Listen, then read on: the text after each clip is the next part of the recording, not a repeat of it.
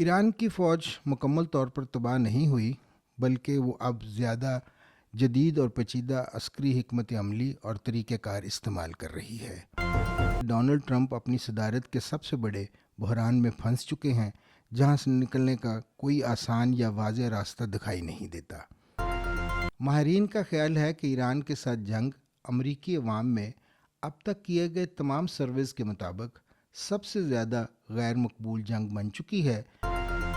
हर अमरीकी को $400 का अजाफी बोझ बर्दाश्त करना पड़ रहा है। पेंटागन के मुताबिक जंग पर अब तक 37.5 अरब डॉलर खर्च हुए हैं। अस्सलामुअलैकुम, मैं हूं डॉक्टर इब्राहिम। ईरान में जंग एक बार फिर अपने अरूज की तरफ बढ़ती दिखाई दे रही है। अब तो इस तनाज़े का एक वाज़ेह सिलसिला बन चुका है कि पहले फ़ौजी कशीदगी में इजाफ़ा, फिर वक्ती तनाव में कमी, उसके बाद मुज़ाकरात और फिर यही अमल दोबारा शुरू हो जाता है। अगरचे चंद माह कबल ये बताया गया था कि ईरान की फ़ौजी सलाहियत को मुकम्मल तौर पर तबाह कर दिया गया है, तो फिर बजा तौर पर यह सवाल पैदा होता है कि तेहरान आखिर अपने सरहदी इलाके से तकरीबन 1000 मील दूर अमरीकी फ़ौजी अड्डों को मुसलसल कैसे निशाना बना रहा है। ईरान की फ़ौज मुकम्मल तौर पर तबाह नहीं हुई, बल्कि वो अब ज़्यादा जदीद और पेचीदा अस्करी हिकमत अमली और तरीक़ेकार इस्तेमाल कर रही है। ये बात अब महज क़यास आराई नहीं कि डोनाल्ड ट्रंप अपनी सदारत के सबसे बड़े बहरान में फंस चुके हैं, जहां से निकलने का कोई आसान या वाज़ेह रास्ता दिखाई नहीं देता। ईरान आबनाए हुर्मुज़ पर अपनी गिरफ्त ढीली करने के लिए तैयार नहीं, क्योंकि वो उसे अपनी बका की जंग में एक अहम दबाव का ज़रिया समझता है। दूसरी जानब ट्रंप भी इस सूरत हाल से पीछे नहीं हट सकते कि आबनाए हुर्मुज़ बदस्तूर अमली तौर पर बंद रहे, क्योंकि अमरीका के अंदर उसे एक वाज़ेह शिकस्त के तौर पर देखा जाएगा।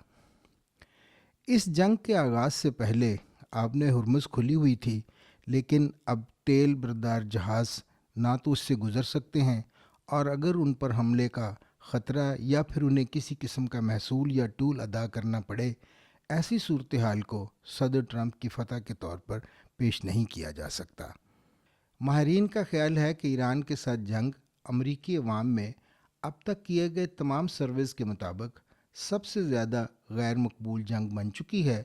उनके मुताबिक जितनी ज़्यादा ये जंग तूल पकड़ेगी, उतने ही ज़्यादा इसके अखराजात बढ़ेंगे, और इन अखराजात में से एक अहम कीमत सदर ट्रंप और रिपब्लिकन पार्टी की वस्त मुद्दती इंतखाबात में अवामी हमायत में कमी होगी।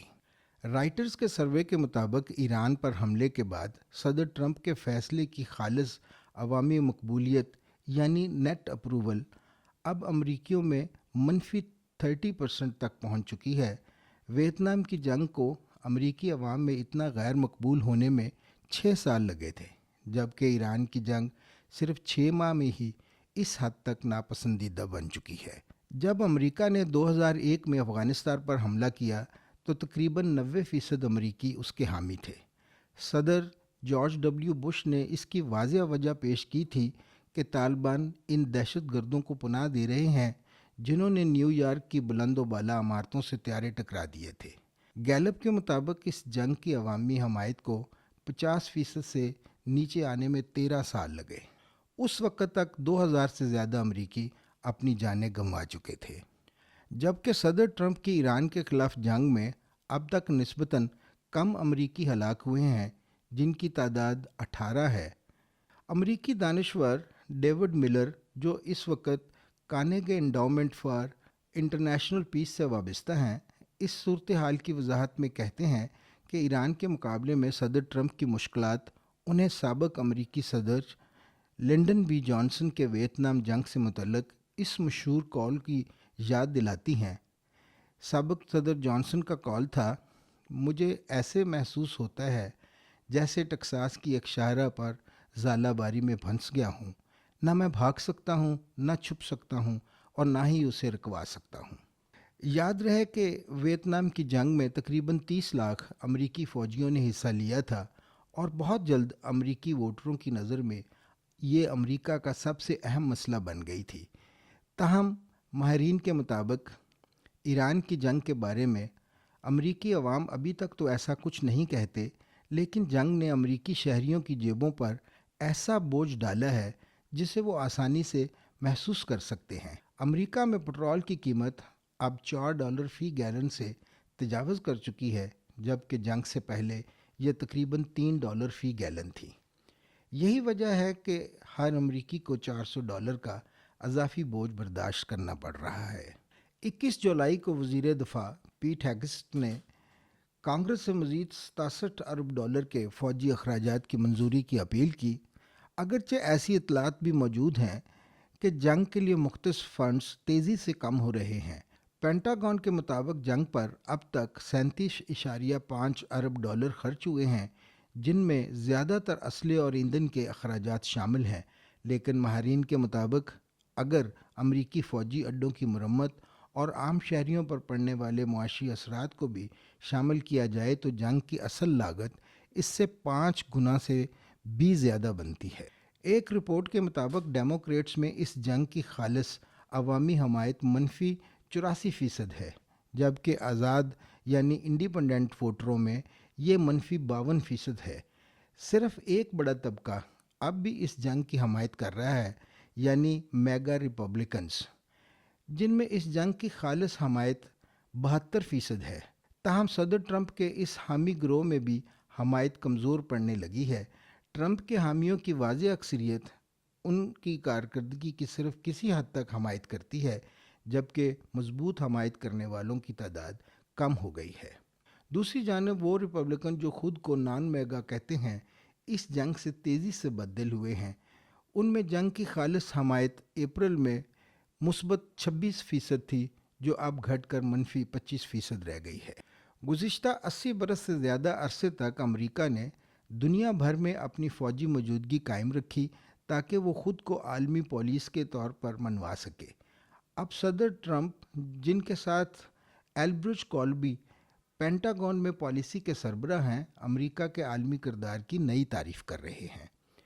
یاد رہے 2021 میں شائع ہونے والی اپنی کتاب اسٹریٹجی آف ڈینائل میں ایلبرٹ کولبی نے موقف اختیار کیا تھا کہ امریکہ کی مسلح افواج دنیا بھر میں موجود ہر دشمن سے بیک وقت نپٹنے کی ضرورت سے زیادہ پھیل چکی ہے۔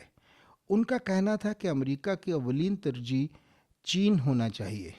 ان کے مطابق امریکہ کو چاہیے کہ دنیا کے دیگر حصوں میں مہنگی اور وسائل طلب ذمہ داریوں سے حتی الامکان گریز کرے، انہیں کم کرے یا مکمل طور پر ختم کرے۔ انہوں نے پیش گوئی کی تھی کہ جو وسائل مشرق وسطیٰ میں استعمال ہوں گے وہ ایشیا کے لیے دستیاب نہیں ہوں گے۔ یہی وجہ ہے اس سلسلے میں سب سے نمایاں تبدیلی یورپ میں دیکھی گئی ہے، جہاں صدر ٹرمپ پہلے ہی 5 بریگیڈ جنگی ٹیموں میں سے 2 کو واپس بلا چکے ہیں۔ اس سے بھی زیادہ اہم اقدام جون میں سامنے آیا جب امریکی وزارت دفاع نے اعلان کیا کہ جنگ کی صورتحال میں نیٹو کے لیے مختص امریکی افواج میں سے 1/3 کمی کی جا رہی ہے۔ اس میں لڑاکا طیارے، ڈیزاسٹر جنگی جہاز اور آبدوزیں بھی شامل ہیں۔ اس کے علاوہ جون میں وزیر دفاع پیٹ ہیگسٹ نے برسلز میں کہا کہ نیٹو یورپ کے دفاع کی بنیادی ذمہ داری خود سنبھالے۔ دلچسپ بات یہ ہے کہ دوسری طرف ٹرمپ انتظامیہ چاہتی ہے کہ یورپ میں امریکی وسائل کم ہوں لیکن یورپی وسائل سے زیادہ فائدہ اٹھایا جائے۔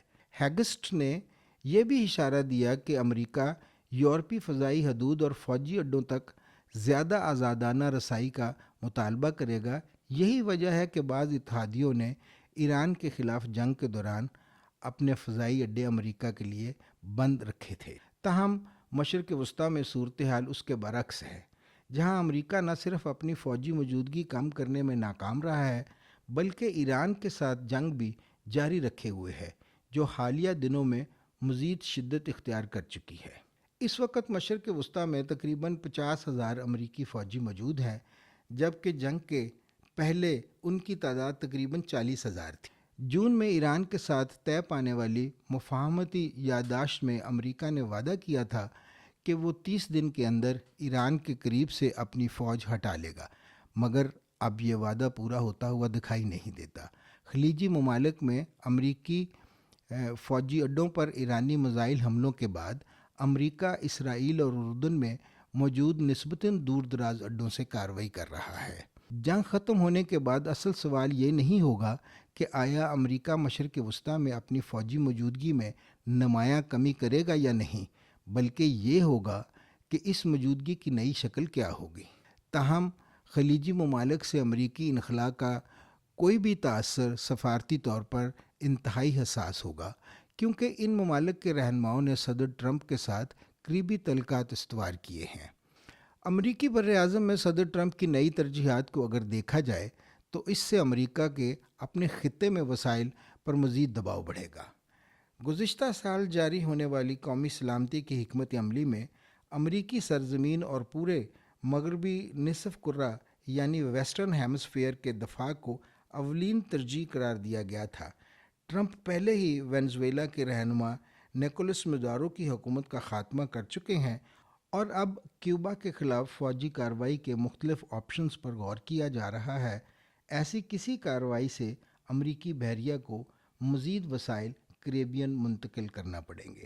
ڈیفنس پرائورٹی سے وابستہ تھنک ٹینک جینیفر کیونے کے مطابق پورٹو ریکو اور ٹرینیداد اور ٹوباگو جیسے مقامات پر بنیادی ڈھانچے میں حالیہ سرمایہ کاری اس بات کا اشارہ دیتی ہے کہ امریکہ وہاں مستقل فوجی موجودگی قائم کرنے کا ارادہ رکھتا ہے۔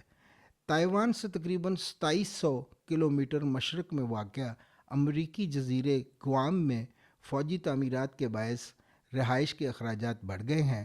امریکی میرینز فلپائن میں زیادہ طاقتور میزائل تعینات کر چکے ہیں، جبکہ آسٹریلیا سمیت پورے خطے میں فضائی اڈوں کو بہتر بنایا جا رہا ہے اور مشترکہ فوجی مشقوں کا حجم بھی بڑھ رہا ہے، جس سے وسائل درکار ہیں۔ اسی طرح جاپان میں امریکہ کے تقریباً 55,000 فوجی تعینات ہیں۔ پینٹاگون اس تجویز پر بھی غور کر رہا ہے کہ جنوبی کوریا میں تعینات تقریباً 45,000 فوجیوں پر مشتمل اسٹرائکر بریگیڈ کو وہاں سے ہٹا کر چین کے مقابلے پر زیادہ توجہ دی جائے۔ ان تمام مشکلات کا ممکنہ حل دفاعی بجٹ میں غیر معمولی اضافہ ہو سکتا ہے۔ صدر ٹرمپ نے کانگریس سے مالی سال 2026-27 کے لیے $1.5 ٹریلین کے دفاعی بجٹ کی منظوری مانگی ہے، جو گزشتہ بجٹ کے مقابلے میں 44% زیادہ ہے۔ لیکن اگر یہ رقم منظور بھی ہو جائے تو اس کے نتیجے میں فوری طور پر نہ مزید فوجی دستیاب ہوں گے اور نہ ہی نیا فوجی ساز و سامان۔ یوں ایلبرٹ کولبی، جنہوں نے کبھی خبردار کیا تھا کہ امریکہ چین کو مؤثر انداز میں روکنے کے ساتھ ساتھ متعدد جنگیں لڑنے کی استعداد نہیں رکھتا، آج خود ایسی دفاعی حکمت عملی تیار کرنے پر مجبور ہیں جس میں امریکہ کو بیک وقت کئی محاذوں پر سرگرم رہنا پڑ رہا ہے۔